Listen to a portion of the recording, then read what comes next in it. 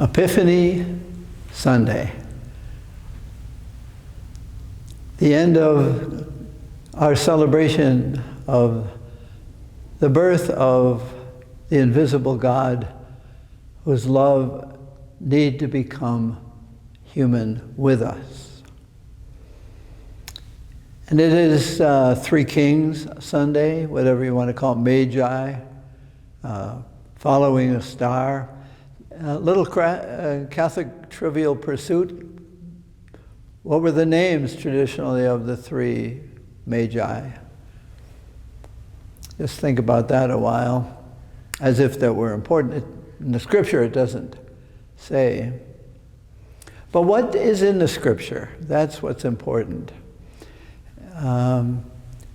There is a prophecy in the first reading about Jerusalem being visited and being the place where the light would shine, and from there shine everywhere.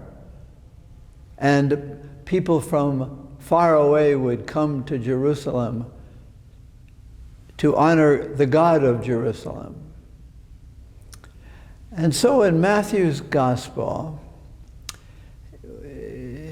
Matthew is pretty much centered on Jesus coming to the Jewish people as a Jewish prophet, but that he, as light, is meant for all nations.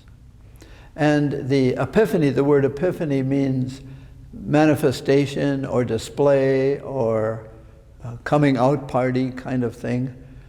So the three Magi, whoever you want them to be, I will tell you their names now by tradition: Melchior, Balthazar, and Gaspar.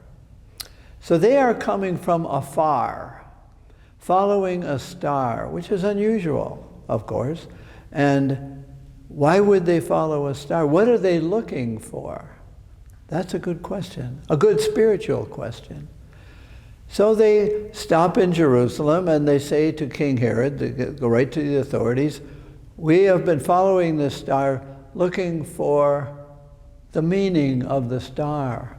And we have heard that there is this child to be born in Bethlehem." So Herod says, "Well, go and find him and I'll go and worship myself." Of course, his intent is to kill him because he was a royal threat. So the three go following the star again, and they get to Bethlehem. And in Matthew's Gospel, Jesus has moved from a stable to a house.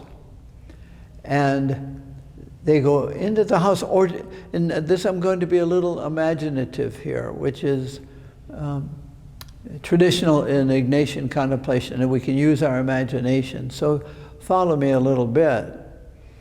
That they get there, and they've got all this treasure. They've come on their camels or whatever, and they've got lots of things.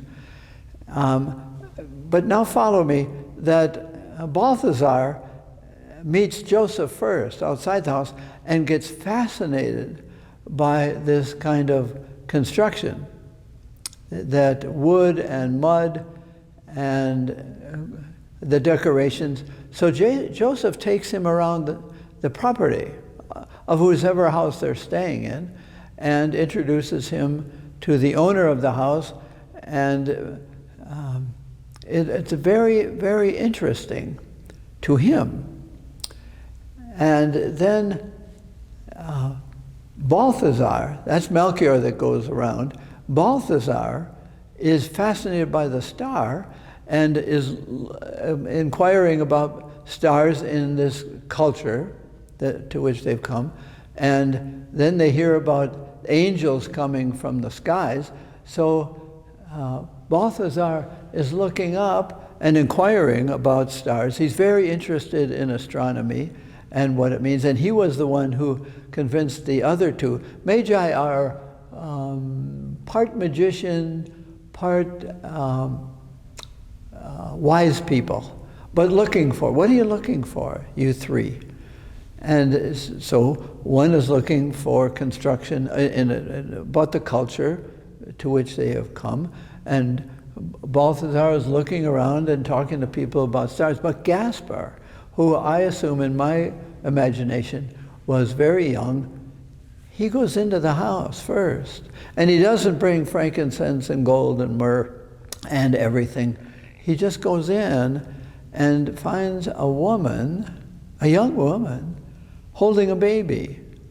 And this young woman, Mary, is surprised by the dress of this young man, and he conveys to her, of course it's a different language, that they've followed a star and the star has led them here. And so Mary tells Gaspar the whole story of how this has all happened. He doesn't know about angels, and he's not interested in construction. He's interested in something deeper. And she tells him the history of Israel and the history of David and Jesus coming from the line of David, and about angels appearing to them, no stars, but angels, and that she wasn't married, but she was pregnant, and this was all God's work.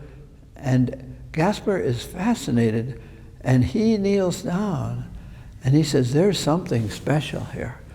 I don't know it. I'm supposed to know. I'm a wise person. But my wisdom is I'm seeking. The other two are seeking too, but differently. So he goes out, Gaspar goes out and gets the frankincense and myrrh and gold and comes in and says, in our culture, this is precious. And in your culture, he is precious. And so there's an interchange of gifts. Frankincense and myrrh and gold, what was precious in their culture, and Jesus is come as a precious gift through Mary to be the light of the world.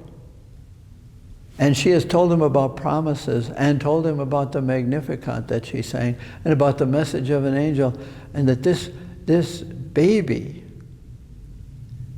is the Son of God. This blows Gaspar's mind wide open, because in his culture, God is at a great distance. God is something to be thought about and made conjectures.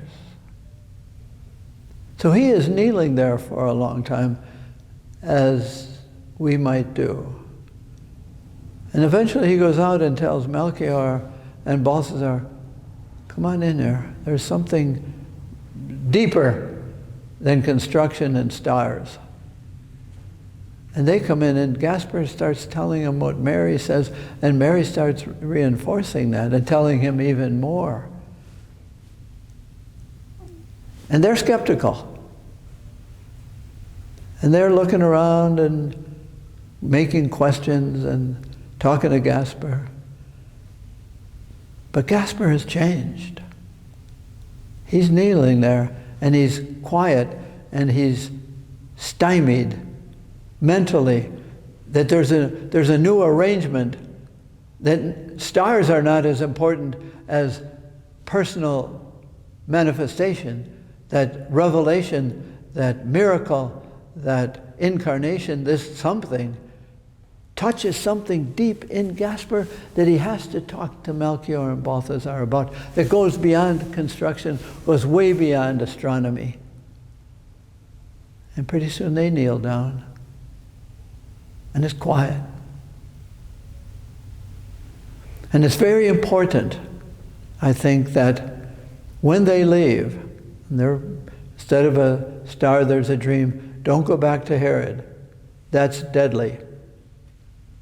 And they go back differently. They go back by a different way. Geographically, yes. But mentally and spiritually, yes, different.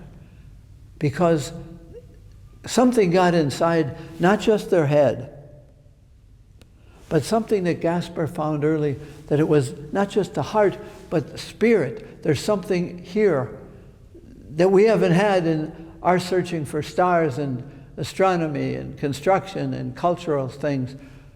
There's something deeper. And did we find it? Or did it come searching for us? And that's the key. That the manifestation, the epiphany, is this God didn't wait to be found. He called, invited. And so for us, what does this mean for us? That the birth of Jesus may, just may this year, have brought us to our knees in amazement. And maybe we are asked to go by a different way. Whatever attracts us, I think, in religion, whatever attracts you, let it attract you. Do you like the music, the stained glass windows, the homily, maybe the Eucharist? Whatever attracts you, let it attract you, because whatever attracts you will eventually, I hate to say this, but eventually there's something more than what attracts you. We get attracted, those of you who are married, you get attracted to that person, the way they look and fun and all this, but there's always something deeper in a relationship. That's what God is about. I am what's deeper. Keep searching for how I searched for you. So, whatever attracts us, let it attract you. But sooner or later, it will attract you to Jesus. And that attraction will send you off by a different way of letting God find you, letting God send you, letting the God who found you, as Gaspar did, go out and tell. The way you live, those three, I didn't pray much about how were they when they got home. Did they give up astronomy and stargazing? And they said, there's something new, something different. There's something of our spirits, not just our heart and our head. Religion is what you do with the spiritually within you. Religion is what you believe in your head. But the spiritualness, the relationality, the epiphany of Jesus to each of us, it will happen. Sooner or later, you'll say there's more than music. There's more than homily. There's more than stained glass windows and friendly people. There's something that we're invited to kneel down, as the Balthazar and Melchior and Gaspar did, to kneel down and say, there's something I don't totally understand. Melchior says, I don't understand this. Balthazar says, I don't understand it. And Gaspar says, let go of understanding.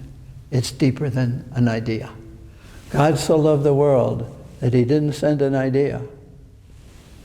He sent a person to each of us as persons and invites himself, this Jesus, into our lives so that we will walk and go differently. He came to give himself to us that we might be more and more who we really are in his eyes. No more stars, no more ideas, no more gold and incense and myrrh. It's just the simplicity of kneeling in front of Jesus and letting him be God's epiphany.